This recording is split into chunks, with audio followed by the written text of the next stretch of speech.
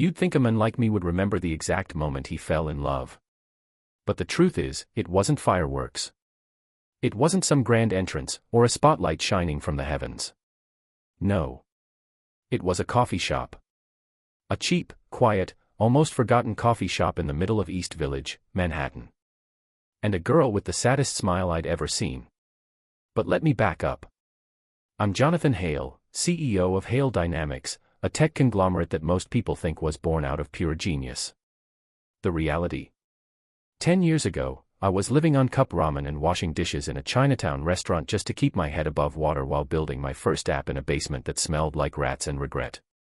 So even now, at 45, with a penthouse on Park Avenue and a car I don't even drive because I have a driver, there's this small, greasy coffee shop on 9th and B where I go to remember the version of myself that once cried into his coat on a rainy Tuesday.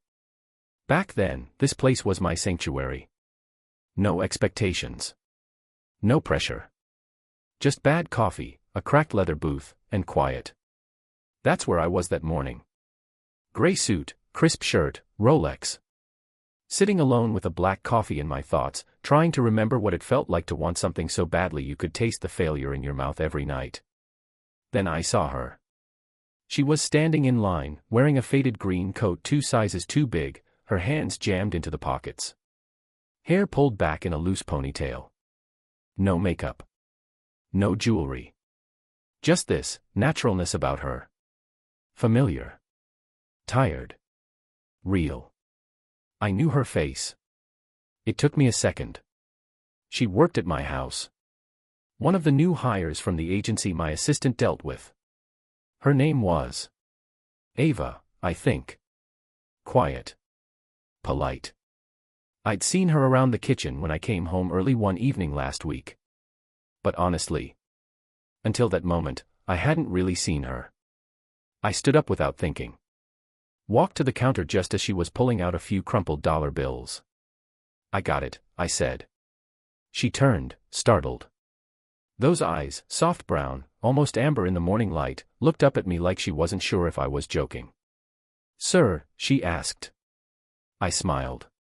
It's Jonathan, not sir.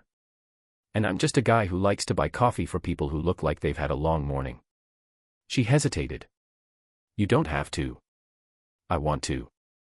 She looked down, then up again. Thank you. The barista handed her the cup.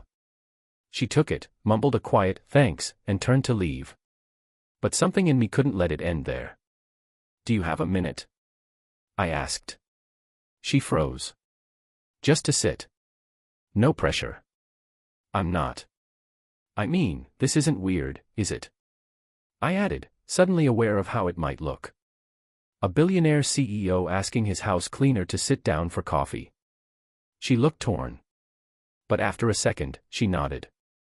And so, Ava sat across from me in that same cracked leather booth where I used to dream of one day being the man I've now become. Do you come here often? She asked. I chuckled. Not lately. Used to. When I was broke and the world didn't give a damn about me. She tilted her head. Why come back now? I took a sip, stared out the window. Because sometimes I forget who I used to be. She didn't say anything. Just nodded. There was a quiet between us, comfortable. Unusual. Most people I meet either try to impress me or are afraid to say the wrong thing. But Ava. She didn't seem to care who I was.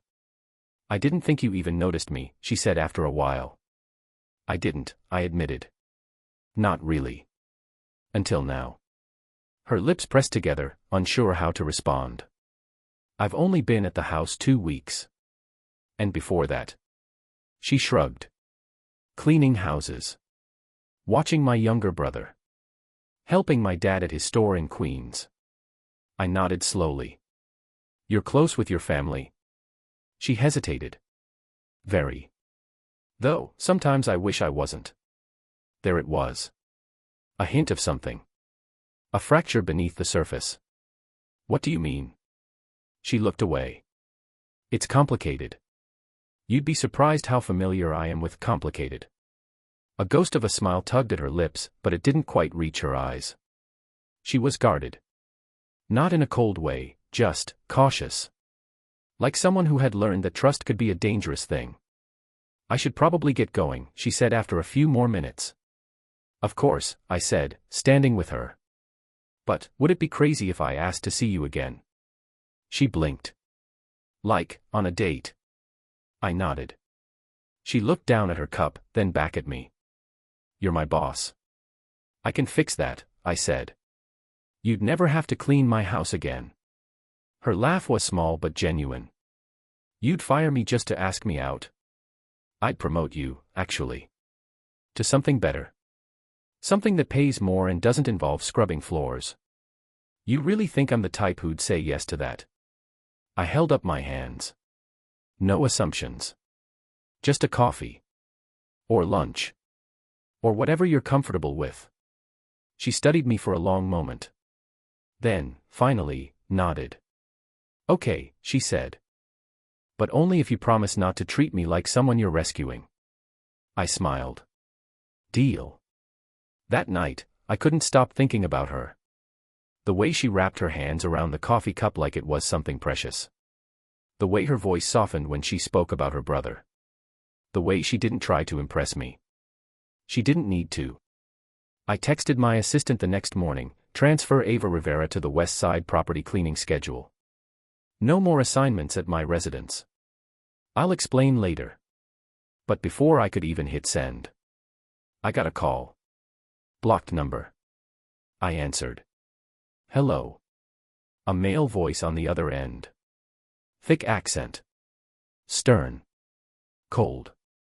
Stay away from Ava. I froze. Who is this? I'm someone who knows where you live, Mr. Hale.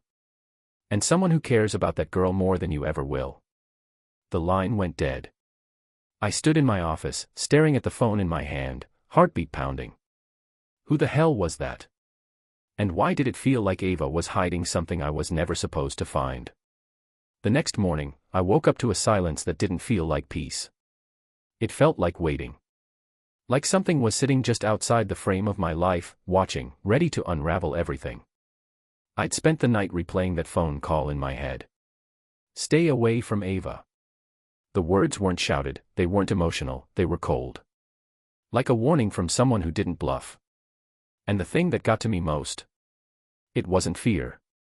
It was the implication. Who the hell was this man to her? I didn't see Ava that day. I'd already transferred her out of my personal schedule. She wouldn't be at the penthouse, and I hadn't asked for her number. That was on purpose. I didn't want to cross any lines too soon. But now I wished I had. I wanted to check on her. To make sure she was okay.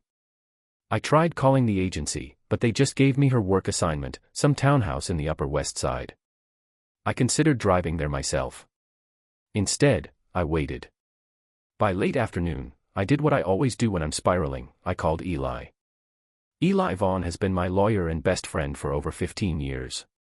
He's the kind of guy who can make a legal threat sound like a bedtime story. We met in college when I was broke and angry at the world. He's the only person alive who still talks to me like I'm just Jonathan, not Mr. Hale. Let me guess, Eli said when he picked up. You met someone. I paused. Why do you say that? Because you sound like someone who hasn't slept, hasn't eaten, and is about 3 days away from making a terrible decision. And that, my friend, is always a woman. I didn't laugh. I need you to look into someone for me. Her name is Ava Rivera. The silence on the other end wasn't judgmental, just careful. You're not planning to sue her, are you? No. I think someone's threatening her. Or me. Or both. That got his attention. I explained the coffee shop. The conversation. The call. Every word. And you're sure it wasn't a prank? He asked. No one pranks me, Eli. They're too scared. Okay. I'll check. But John, if this girl has family issues, or someone dangerous in her life, are you sure you want to get involved? I thought about it. I really did. Because he was right. I've spent years keeping my life clean. No scandals. No messy relationships. No unpredictable attachments. But then I saw her again, in my mind, hands wrapped around her coffee, eyes quietly scanning the window, like she was trying to see a future she wasn't sure she deserved. "I'm sure," I said. 2 days passed. I didn't see Ava, didn't hear from her. But I couldn't stop thinking about her. I visited the coffee shop again, hoping she might show. She didn't. Then, late Friday night, Eli called. "I've got something." "Tell me." "She's clean. No criminal record. No lawsuits. Her parents immigrated from Ecuador 20 years ago. Her dad owns a small auto repair shop in Jackson Heights. Her mother passed 5 years ago. She's the oldest of 3. Works 2 jobs. No college degree, but smart. Really smart. She keeps to herself. And the guy who called me. That's where it gets weird. Her father's been trying to arrange a marriage. Old school traditional stuff. The guy's name is Marco Delgado. He's the son of a friend of her father's. Grew up in the same neighborhood. Spent some time overseas, came back, different. Different how? Shady business. Cash deals. Import-export front, but we both know what that usually means. No direct criminal record, but his name pops up in a few sealed cases. I felt something in me tighten. Her father wants her to marry that guy. Apparently, yes. They've been pressuring her for months. Delgado's got money, but it's all off the books. Ava's been resisting. But from what I found, she's stuck between loyalty to her father and fear of Delgado. My mind reeled. She never mentioned any of this. She barely knows you. That stung. Not because it wasn't true, but because I wanted to believe what we had wasn't nothing. I hung up and stared out over the city. The skyline looked different now. Like it was waiting for me to make a choice. I didn't wait anymore. Saturday morning, I got in the car and told my driver to take me to Jackson Heights. I didn't know what I was going to say to her. I just knew I needed to see her. Her father's shop was exactly what you'd expect, small, cluttered, full of oil-stained tools and the smell of rubber. A man in his 60s with silver-streaked hair and a proud posture was arguing with a customer over a price. I recognized him from Eli's background file. Julio Rivera. I stood back, waiting. Eventually, he noticed me. "You need something?" he asked. I stepped forward, extending a hand. "I'm looking for Ava." His eyes narrowed the moment I said her name. He didn't shake my hand. "She's not here. I'm a friend. She doesn't need friends like you. Like me." He walked closer, his jaw set. "You think I don't know who you are? Big boss from Manhattan coming down here in a suit, thinking you can take whatever you want." "I'm not here to take anything," I said calmly. "I just want to talk to her." "She doesn't want to talk to you. Delgado told me everything. You're interfering where you don't belong." There it was. The name. "You're letting your daughter be bullied by that guy." His face turned to stone. "He's going to take care of her.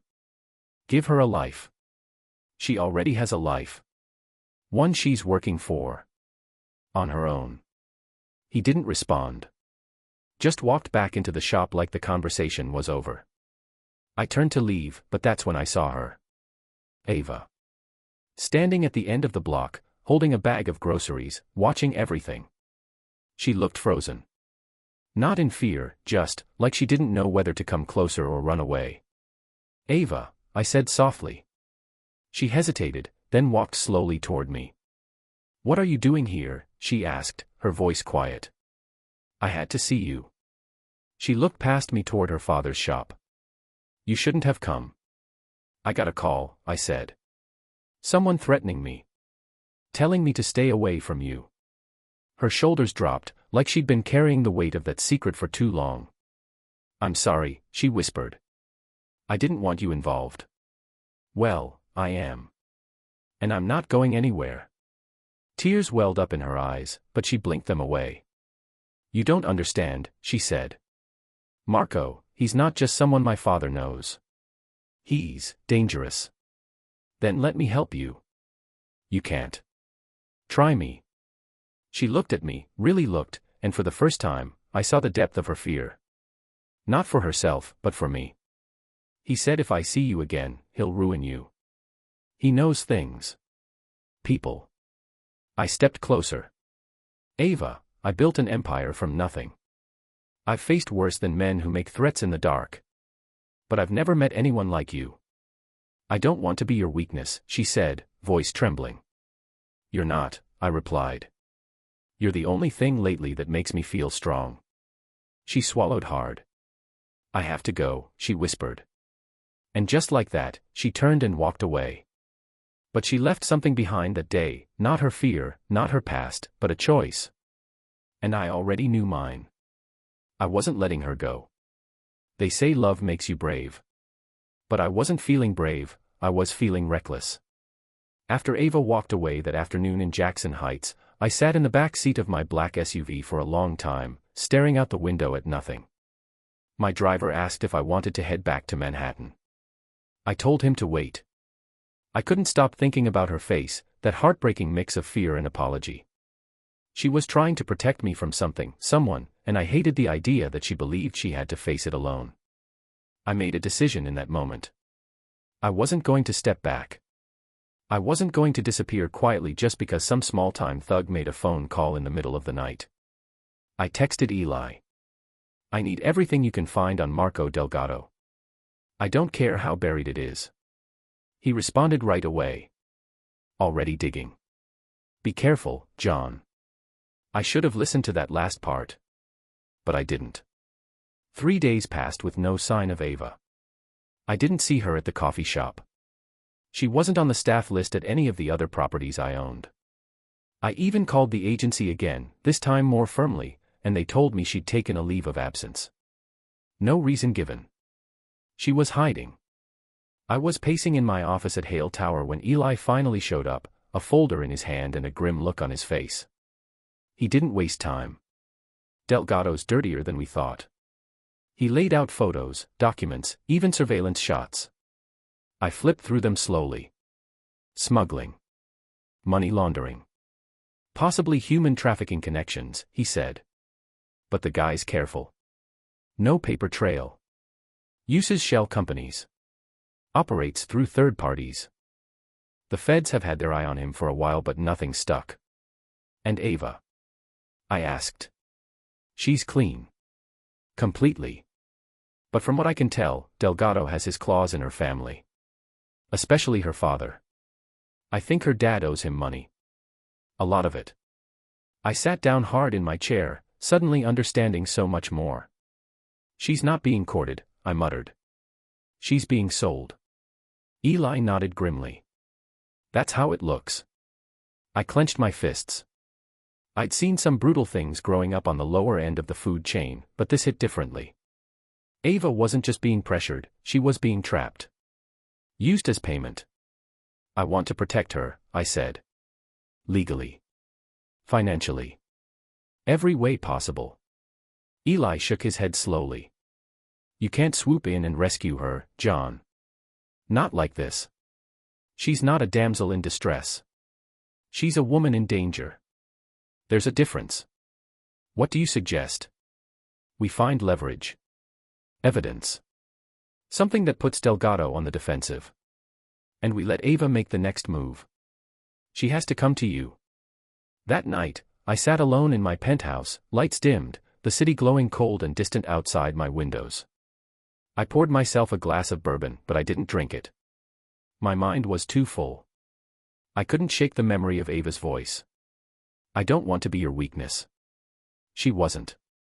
She was my reminder that money, power, all of it, meant nothing if you couldn't use it to do the one thing that mattered most, protect the people you care about. Around midnight, my phone buzzed. Unknown number. My heart stopped. I answered. Hello. Silence. Then her voice. Soft. Shaky. Jonathan. I stood up from the couch. Ava. Where are you?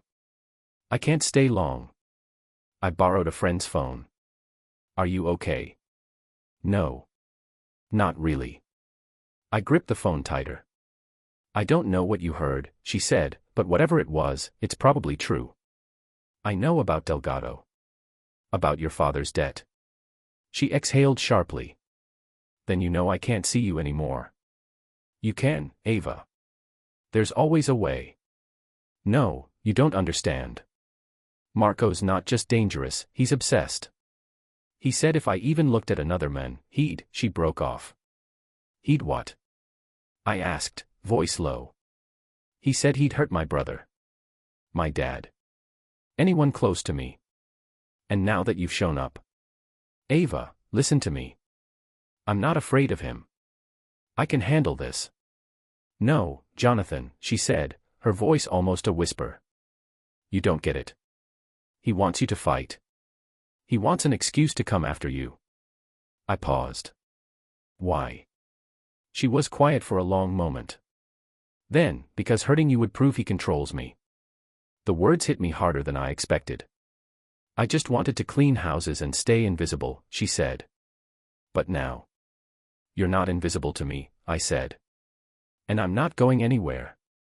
She choked back a sound, almost a sob. I have to go. Ava, wait. But the line went dead. I stared at the phone for a long time. Then I picked it back up and called Eli. Get me a private security team, I said. Surveillance. Discreet. And I want someone watching her family around the clock. You're serious. Deadly. The next day, one of the security guys, former Navy SEAL, quiet type named Carson, reported back. She's been staying with a cousin in the Bronx. Low profile. Not using her phone. Doesn't go out much. But the real action's been around her dad's shop. Delgado? I asked. He nodded. 2 cars parked out front last night. No plates. Guy matching Delgado's description went inside. Argument. Then her father handed him a brown envelope. Cash. Probably. I stared at the grainy photos on the tablet screen. Delgado's smirking face, half turned to the camera, sunglasses on even though it was night. I had enough. I wasn't going to wait around for this man to hurt Ava. So I called in a favor. A big one. A federal contact I'd quietly supported for years, someone high up in the DOJ who owed me more than one favor. I sent the evidence. The financial links. The surveillance. By morning, Delgado was under formal investigation. By noon, his assets were frozen. But I knew this wouldn't end cleanly. Men like him don't go quietly. That evening, I received a message. Hand-delivered. No return address. Inside was a photo. Of Ava. Crying. And on the back, a single sentence. If I can't have her, no one will. I gripped the photo so hard I thought I might tear it in half. This wasn't just a threat anymore. It was war. And I was done playing defense. There's a certain kind of silence that falls just before a storm, like the city itself is holding its breath. That's what it felt like in my penthouse the night I got the photo. Ava. Crying. The message scrawled behind it wasn't just a threat. It was personal. Intimate. Dangerous. If I can't have her, no one will. I sat alone, staring at those words until they blurred. My fists were clenched. My jaw locked tight. I'd built my empire from scratch, fought off billion-dollar competitors, sued governments into submission, and walked through boardrooms full of men who wanted to destroy me. But nothing, had ever made me feel this helpless. Not until now. Because this wasn't business. This was her. Ava. And I was dangerously close to losing her. The security team moved quickly. By midnight, we'd relocated her father and 2 younger brothers to a safe house in Long Island under round-the-clock watch. They were confused, angry, but once my men explained that Marco Delgado had escalated beyond subtle threats, Mr. Rivera stopped protesting. At least for now. Ava, however, wasn't with them. She'd vanished. And no one knew where she was. Not her family. Not her cousin. Not even Eli's team of investigators. For the first time in a very long time, I felt fear, raw and real. We had the federal investigation underway. Delgado's accounts were frozen. His businesses being pulled apart. But that only made him more dangerous. He had nothing to lose now. He wanted revenge. He wanted Ava. And he was slipping into desperation. It was 3:14 a.m. when I finally got a call. Unknown number. Again. I picked it up immediately. Jonathan. Her voice. Shaky. Tired. But alive. Ava. Where are you? I'm safe, she said, but I could hear the tremble in her breath. I couldn't go with them. I didn't want to bring more danger to my family. I've been staying in a church shelter downtown. No one knows I'm here. Ava, listen to me. I've got people who can protect you. I don't want bodyguards. I don't want this life. But it's your life now. Whether you like it or not. Silence. Then she asked quietly, why are you doing all this for me? It stopped me cold. No one had ever asked me that. Not really. Why was I risking everything for a girl who scrubbed my floors, smiled at me once in a coffee shop, and held herself with quiet grace like she'd spent her entire life apologizing for being in the way? I thought about all the things I could say. Because I'm a protector. Because you matter. Because the world doesn't deserve to chew you up like this. Instead, I just said, because I can't forget the way you looked at me that night. She didn't speak for a while. But she didn't hang up. I'll come, she whispered. Tell me where. By sunrise, Ava was sitting across from me in the penthouse, wrapped in one of my oversized sweatshirts, hands shaking slightly as she held her coffee. She hadn't said much since she arrived. Just quiet thanks. A polite nod to my security team. But I could feel her guard up, like she'd built a wall brick by brick inside herself over the last few days. And I didn't blame her. Finally, she broke the silence. Delgado won't stop. Even if he goes to prison, there are people loyal to him. People who owe him. We're cutting off every limb of his operation, I said. It's only a matter of time. I used to think time was my enemy, she said, looking out over the city. That if I waited too long to escape, I'd lose my chance. But now, time feels like a bomb. I leaned forward, my voice soft. You're not in this alone anymore. She looked at me, eyes full of emotion she wasn't ready to name yet. That's what I'm afraid of. I understood. I really did. She wasn't just scared of him, she was scared of us. Of what we meant. Of what it would cost. That afternoon, everything came to a head. Eli stormed into my office without knocking, a sign something was very wrong. We've got a breach, he said. Delgado's people found the safe house. Her father's gone. The brothers too. They're missing. I stood up so fast my chair slammed back into the wall. What do you mean missing? The guards were drugged. Security footage shows a black SUV. Plates were fake. My blood went cold. Ava walked into the room seconds later, saw our faces, and stopped dead. What happened? I looked her in the eye. He has your family. She didn't cry. She didn't scream. She simply nodded. Like she'd known this day was coming. Then she said the words I wasn't expecting. I'll go to him. No, I said instantly. Absolutely not. He wants me. He doesn't care about them. If I go, he still won't let them go. That's not how men like him operate. But maybe he'll stop if. I stepped closer, my voice fierce. You are not a bargaining chip. You are not a sacrifice. Tears welled up, but she held them in. They're my family, Jonathan. And you're mine. She looked stunned. You don't mean that. I do. I walked to her slowly, deliberately, until I was close enough to take her hand. I don't care how long I've known you. Or how complicated this is. I've never felt about anyone the way I feel about you. She whispered, you barely know me. I know the way you talk about your brothers. I know the way you tuck your hair behind your ear when you're nervous. I know that you'd rather walk away from everything than let someone else get hurt. She was crying now, silently, her body shaking. I know you, Ava. And I love you. She collapsed into my chest, hands clinging to me like I was the only thing holding her to this world. We spent the next few hours planning with Eli and the feds. The pressure from Delgado had finally given us what we needed, legal grounds to arrest him for kidnapping, extortion, and obstruction. But we needed a location. And fast. Then Ava said, he used to take me to a warehouse on the river. Near Red Hook.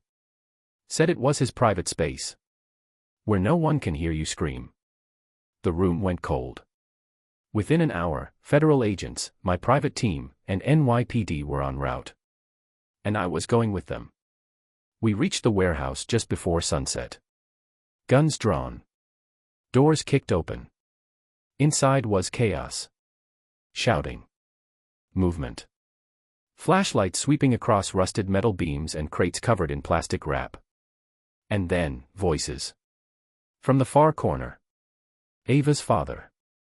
Her brothers. Tied. Bruised. Alive. And Delgado.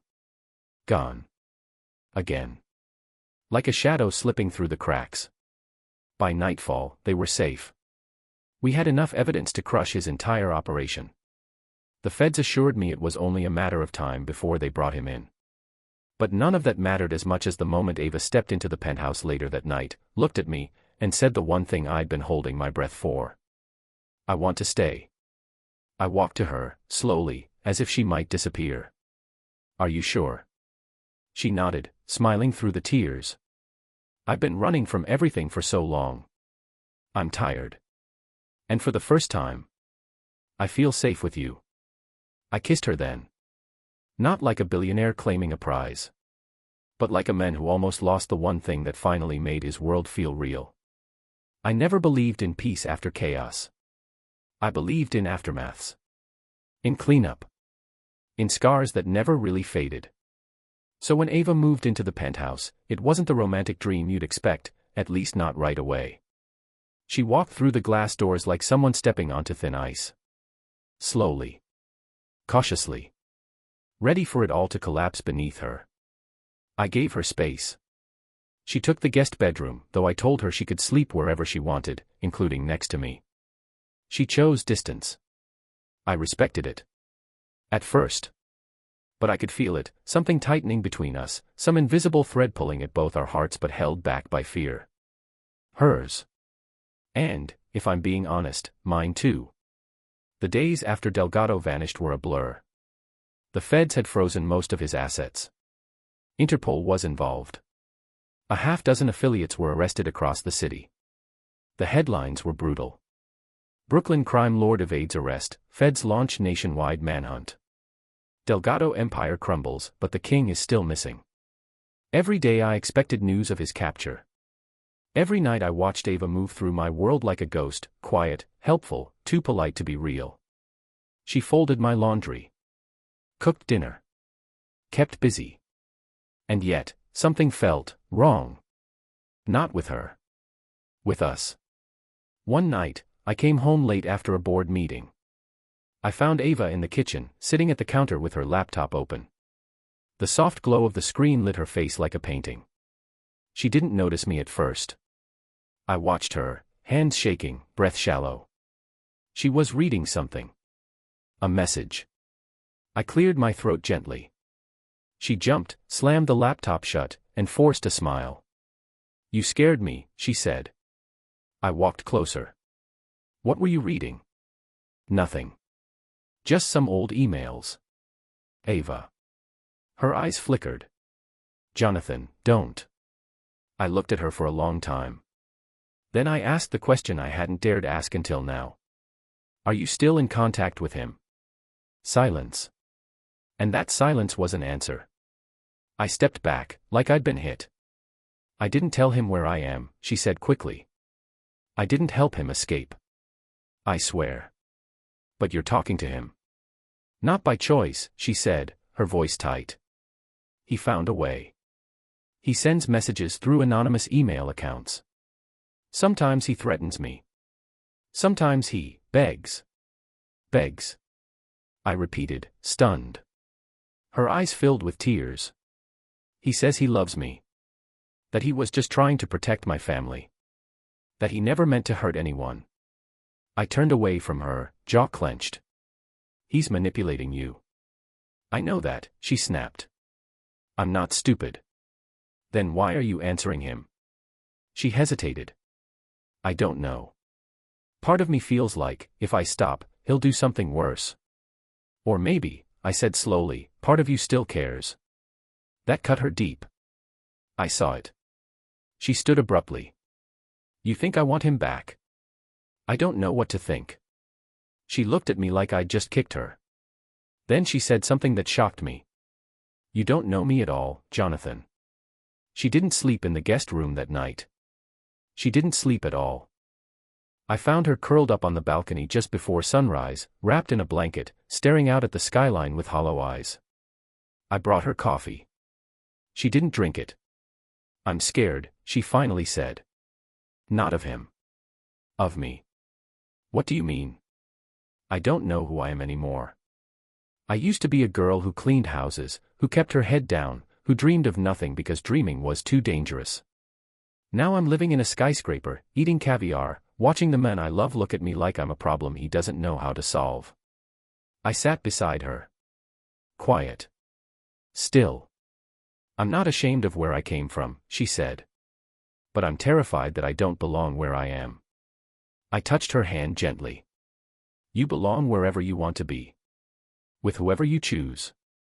She looked at me, vulnerable and raw. Then choose me, I said. Even with my anger. Even with your fear. Choose this. She didn't answer. She just leaned into my shoulder. And for the first time in days, I felt her breathe. But that peace didn't last. 2 days later, something strange happened. I was at the office, in a meeting with shareholders, when Eli barged in, again without knocking. Sorry, he muttered to the stunned board members. Emergency. I followed him into the hall. What now? I asked. He handed me a small black envelope. This arrived at the front desk. No return address. Just your name. I opened it cautiously. Inside was a single USB drive. No note. No message. I plugged it into the laptop in my private office. A single video file. I clicked play. What I saw made the blood drain from my face. It was footage from a security camera. Grainy. Black and white. Date stamped from 2 nights ago. Ava. Standing in the hallway of the building. Meeting with a man in a hoodie. She hugged him. Briefly. Passed him something. He walked away. Then the footage ended. Eli's voice was flat. We enhanced the frame. The men. We think it's Delgado's cousin. He's part of the inner circle. I stared at the screen, numb. She gave him something, I said. We think it was a keycard, Eli said. To this building. My mouth went dry. She wouldn't do that. I want to believe that too, John. But there's more. He pulled out another folder. Your private elevator logs show unauthorized access later that night. Someone reached your floor. Security was disabled remotely. What did they take? Nothing. Then what the hell was the point? Eli's eyes darkened. Could have been a message. Or a test. I felt sick. All I could see was Ava's face. And that damn hug.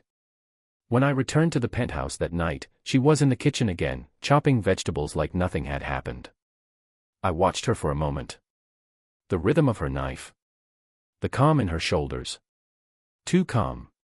Ava, I said. She turned. Smiled. How was work? I placed the USB on the counter between us. Her smile died. I need to ask you something, I said. And I need you to tell me the truth. Her hands trembled, the knife clattering onto the cutting board. Did you meet someone outside the building 2 nights ago? Her eyes filled with tears instantly. I didn't tell you because I knew you'd. Because I'd what? Think the worst. I stepped closer. I saw the footage, Ava. You passed him something. It wasn't a keycard, she whispered. It was a letter. A letter. He asked me to write a message to Delgado. Said it was the only way he'd let my family go. They were already safe, I snapped. You knew that. She was crying now. I thought maybe he had others. Friends. I was scared. Or maybe, I said coldly, you're not done with him. Her face crumbled. And that's when I saw it, the wall between us shatter completely. She whispered, I never asked to be saved, Jonathan. You did all this without asking if I wanted it. I was surviving in my own way. Maybe not your way, but mine. I didn't know what to say. The silence between us was deafening. That night, she left. No suitcase. No note. Just gone. And all I could do was stand by the window, the city stretched out before me, wondering how love could feel so much like loss. And whether I'd ever get another chance to make it right. I didn't sleep the night Ava left. I didn't eat the next day. I didn't speak to anyone, not even Eli, who showed up twice at my office door and walked away without a word when he saw the look on my face. The penthouse felt like a mausoleum without her.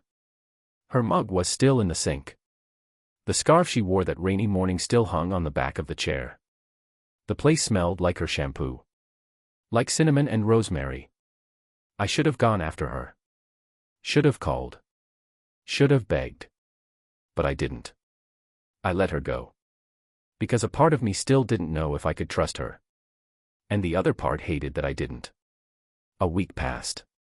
Then another. I buried myself in work, in numbers, in cold, quiet deals with people who smiled with their mouths but not their eyes.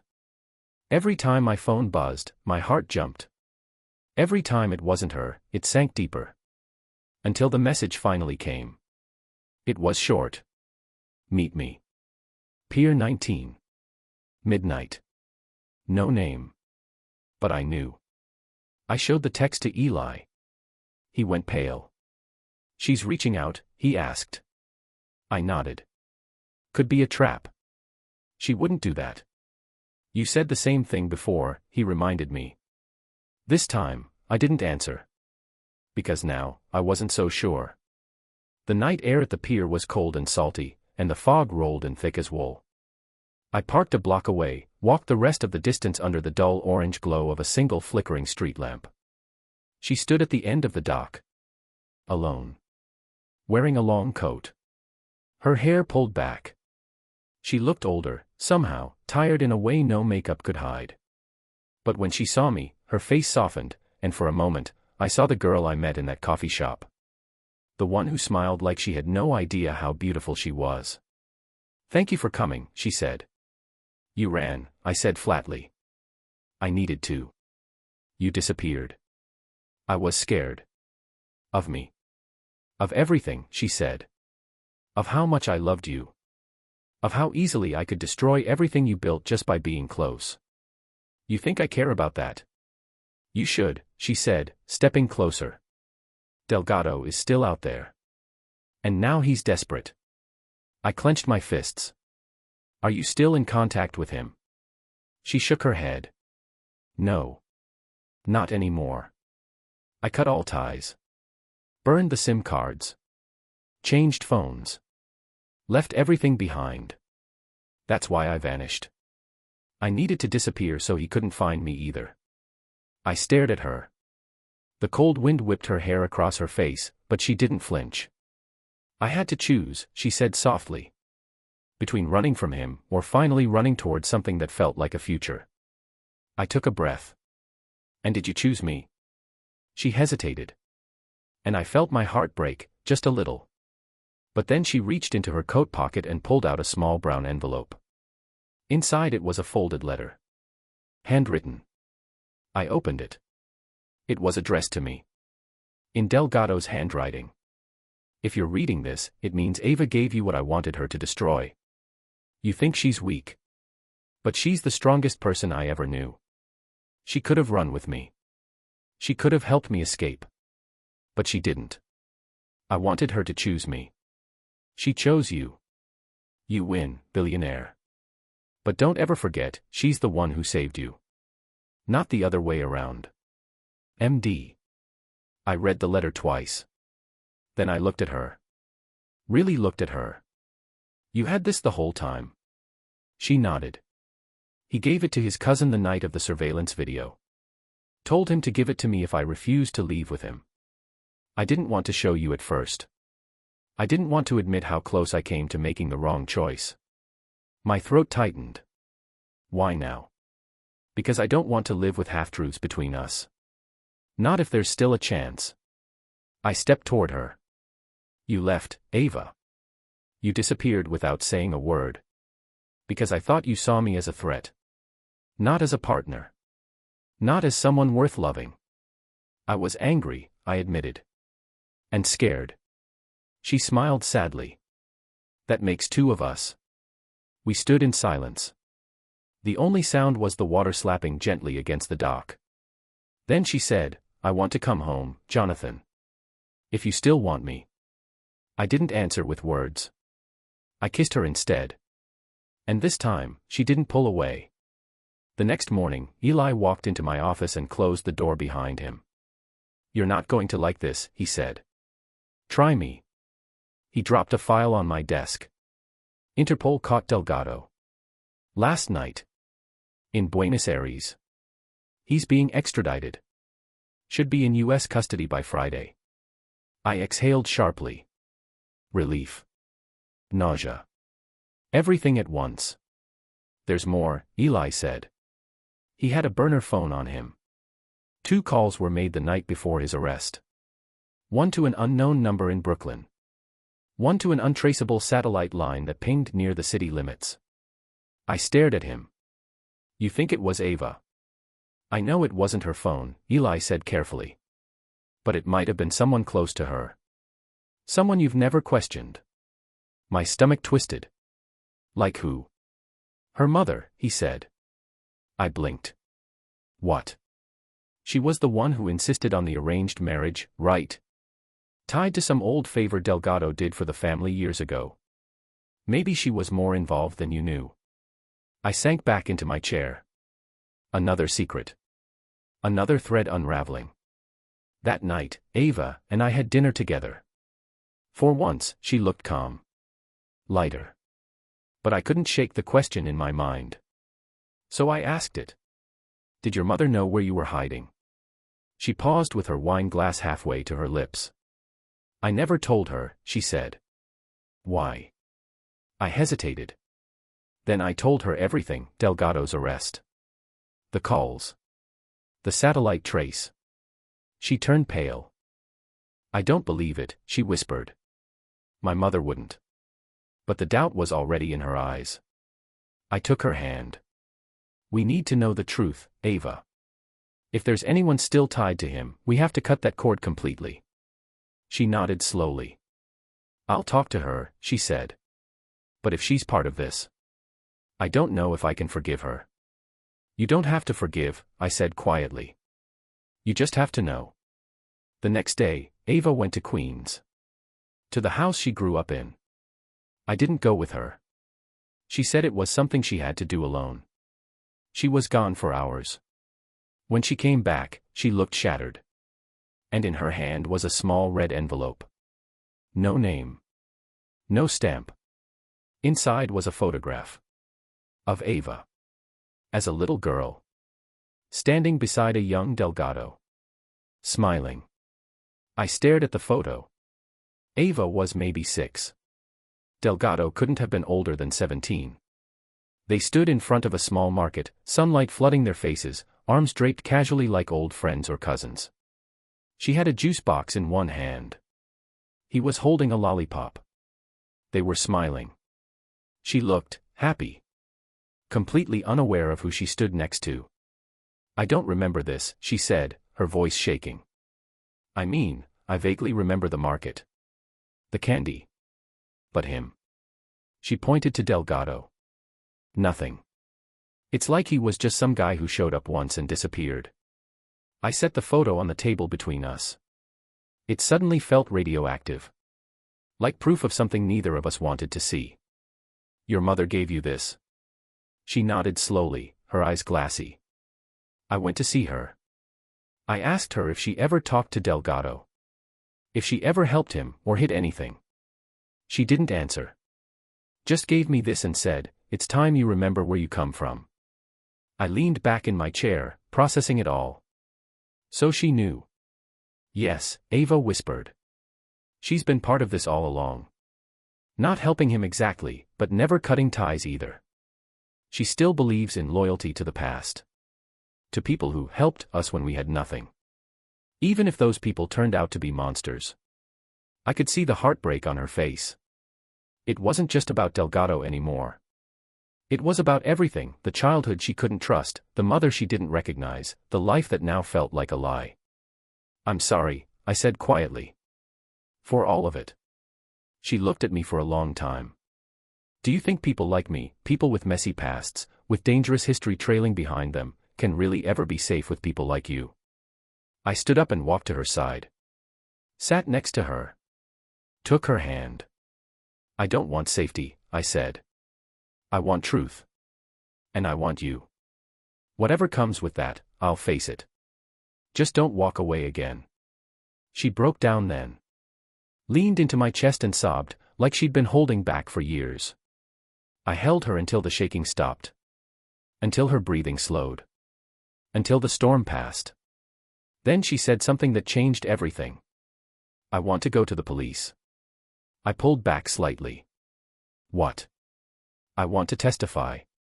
About Delgado. About my mother. About the arranged marriage. Everything. I want to be free of this. For good." I searched her face. "You're sure?" She nodded. "It's the only way I'll ever stop looking over my shoulder." We hired a lawyer. One of the best in Manhattan. A former federal prosecutor who now worked on high-profile white-collar and organized crime cases. She listened. Took notes. Asked hard questions. "This is enough to open a case," she said at the end of the meeting. "Especially now that Delgado's in custody. But you need to know, this will be public. The press will sniff it out the moment your name hits a court document." "I don't care," Ava said, her voice steady. The lawyer raised an eyebrow. "You will. But you're brave. And I respect that." We filed the paperwork 2 days later. The media exploded by the end of the week. Billionaire's girlfriend tied to crime syndicate. Cleaner turned whistleblower exposes Manhattan money laundering network. Delgado's silent partner. Or his greatest threat. Every outlet twisted the story their way. Photos of Ava walking into the courthouse. Close-ups of us holding hands outside the attorney's office. Analysis from armchair experts dissecting every moment of her past like vultures circling roadkill. My board called an emergency meeting. Sponsors pulled out. My company's stock dipped. But I didn't care. I stood by her. Every step. Because for the first time in years, I wasn't playing defense. I was building something real, with someone who risked everything for truth. Ava testified privately before a grand jury. They asked about Delgado's influence. About money transfers. About names and locations and memories buried under years of silence. She didn't flinch. When she emerged from the chamber, her hands were shaking, but her eyes were clear. "I did it," she whispered. "You did," I said, pulling her into my arms. "You did. Delgado tried to cut a deal." But Ava's testimony, combined with financial records we dug up from an old storage unit she remembered him using, sealed his fate. 27 years. No parole. When the verdict was read, Ava didn't smile. She just closed her eyes and whispered, "Finally." Months passed. The noise faded. The press moved on. My company rebounded. Our investors returned. And Ava. She changed. She wasn't the quiet, nervous cleaner I met in that coffee shop anymore. She spoke with confidence. She wore her past like armor, not shame. And she never let anyone make her feel small again. One night, as we sat on the rooftop terrace of my penthouse, watching the lights of Manhattan blink against the sky, I pulled a small box from my pocket. She gasped. "Jonathan." I opened it slowly. Inside was a simple gold ring. No diamonds. No extravagance. Just a small engraving inside. You chose me. Her eyes filled with tears. You don't have to say yes, I said. We've been through enough. But I want you to know, this isn't about fixing you. Or saving you. It's about building something together. Something no one can take away. She didn't answer. She just took the ring and slipped it onto her finger. And in that moment, I knew. We weren't running anymore. We weren't hiding. We were home. Epilogue. We married the following spring. Nothing extravagant. Just 20 people on a rooftop garden overlooking Central Park. Eli stood beside me as best man. Ava's sister flew in from Texas to walk her down the aisle. Her mother wasn't invited. But Ava didn't seem to mind. After the ceremony, as the sun dipped behind the skyline, we danced under fairy lights and toasted with cheap champagne, the kind she used to sip behind the counter at her old job. It tasted like everything we had survived. Everything we had earned. Everything still ahead of us. And every Sunday morning, we returned to that tiny coffee shop. Same booth.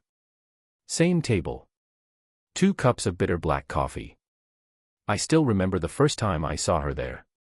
Back when she was invisible. Back when I had no idea that the girl cleaning my floors would one day rebuild my heart. From the inside out.